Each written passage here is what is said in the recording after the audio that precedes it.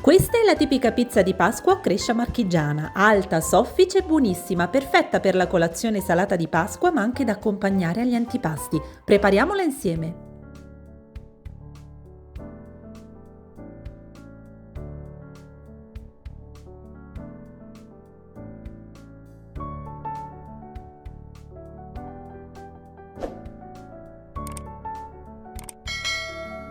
Questo preimpasto semplicissimo ci aiuterà nella lievitazione e ad ottenere come risultato finale una bella mollica soffice.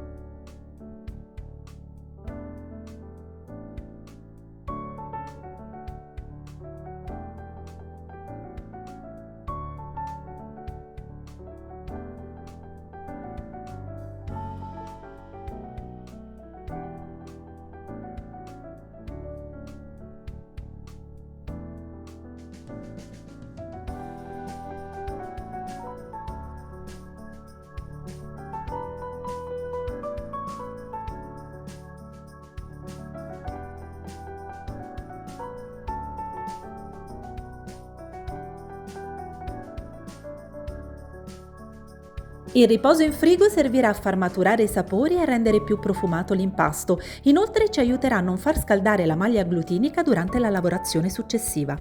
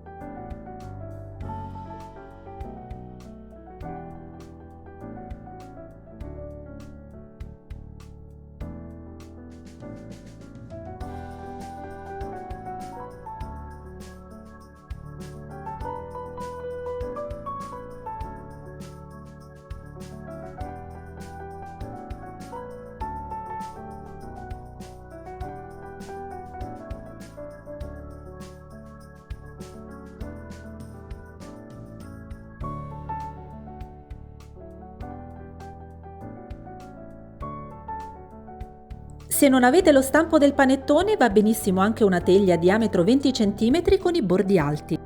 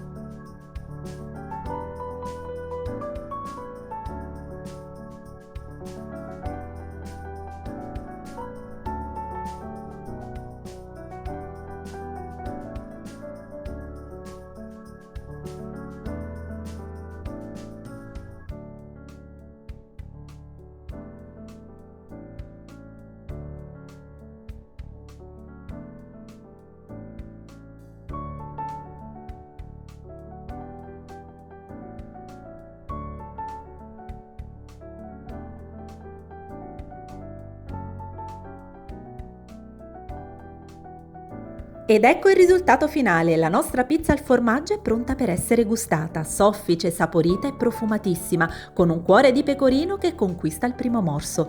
Ditemi un po', vi è venuta voglia di provarla? Vi aspetto nei commenti e alla prossima ricetta. Un saluto dalla vostra amica Paolina.